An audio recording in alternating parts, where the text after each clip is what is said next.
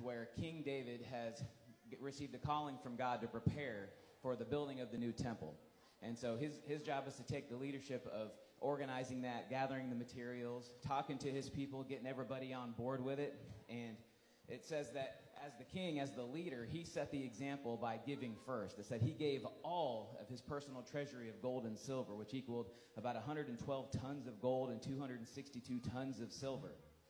Then he challenged all his people to follow that example. When they did, they stepped up. I'm going to read this starting in verse 7. It says, "For the construction of the temple of God, they gave about 188 tons of gold, 10,000 gold coins, 375 tons of silver, 675 tons of bronze, and 3,750 tons of iron." It says they also contributed numerous precious stones which were deposited in the treasury of the house of the Lord. It says the people rejoiced over the offerings, for they had given freely and wholeheartedly. Then David sees that and he gets excited and he's praising God and he's rejoicing. And a couple verses down on verse 11, he says, "Yours, O Lord, is the greatness, the power, the glory, the victory, the majesty. Everything in the heavens and on earth is yours, O Lord. And this is your kingdom. We adore you as the one who is over all things. Wealth and honor come from you alone, for you rule over everything. Power and might are in your hand, and at your discretion people are made great and given strength.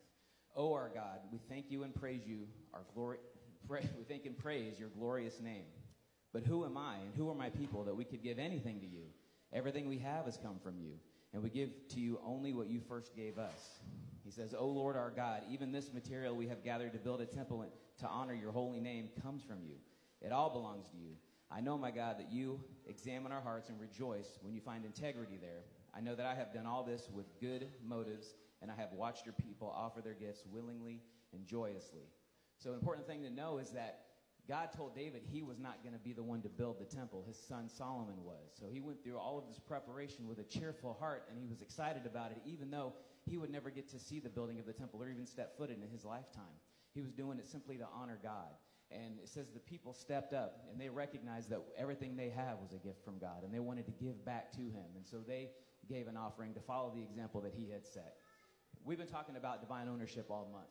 Everything that we have is a gift from God, not just our money, but all of our possessions, all of our time, our families, our jobs. Every good thing that we have in our life is from him.